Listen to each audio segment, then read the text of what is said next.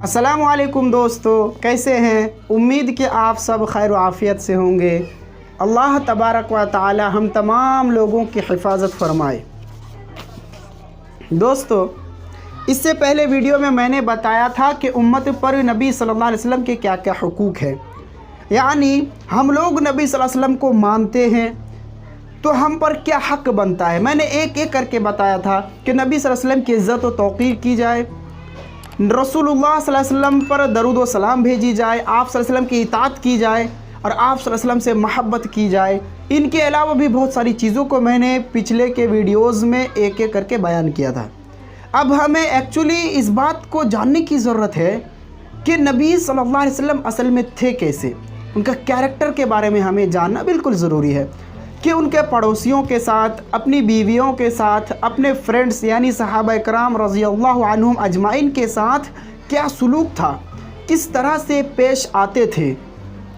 तो हम इसके लिए सबसे पहले हम जिस किताब को मानते हैं, जिस किताब पर हमें ईमान है, जिस किताब की हिफाजत की गारंटी ख़ुद अल्लाह तबारक व तआला ने ले लिया है, उसमें हमें ढूंढना चाहिए सबसे पहले, फ़र्स्ट ऑफ ऑल, कि हमें उसमें क्या मिलती है, क्या बातें। अल्लाह तबारक व तआला ने कुरान मजीद के अंदर इरशाद फरमाया है कि नून वल क़लम वमा यस्तुरून मा अंत बिनिअमति रब्बिका बिमजनून व इन्ना लका लअजरन गैर ममनून व इन्नका लअला खुलुक़िन अज़ीम।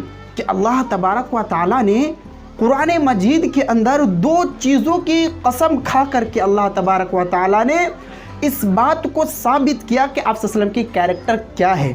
सबसे पहले कसम खा करके इसको मजबूत किया, इसको पुख्ता किया कसम के ज़रिए। फिर आगे अल्लाह तबारक व तआला ने फरमाया कि हमें कसम है कलम की और उन तमाम चीज़ों की जो फरिश्ते लिखते हैं। ये दो चीज़ का अल्लाह तबारक व तआला ने कसम खाया। फिर आगे अल्लाह तबारक व तआला ने फरमाया कि आप अपने रब के फ़ज़ल से दीवाने नहीं हैं। यानी नबी सल्लल्लाहु अलैहि वसल्लम की ये एक कैरेक्टर और सिफत है कि आप सल्लल्लाहु अलैहि वसल्लम पागल और दीवाना नहीं था।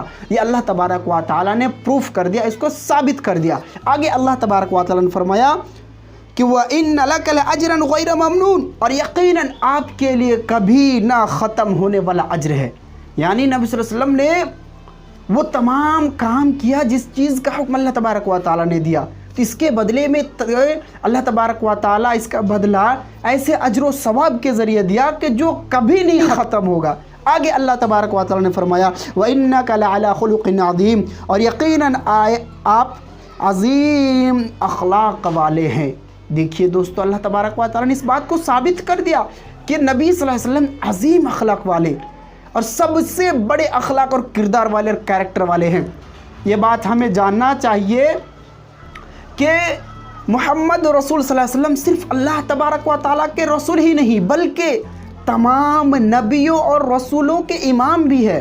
दोस्तों, नबी सल्लल्लाहु अलैहि वसल्लम हम जिसके उम्मती है, ये हमारे नबी तमाम नबियों और रसूलों के इमाम और सरदार हैं।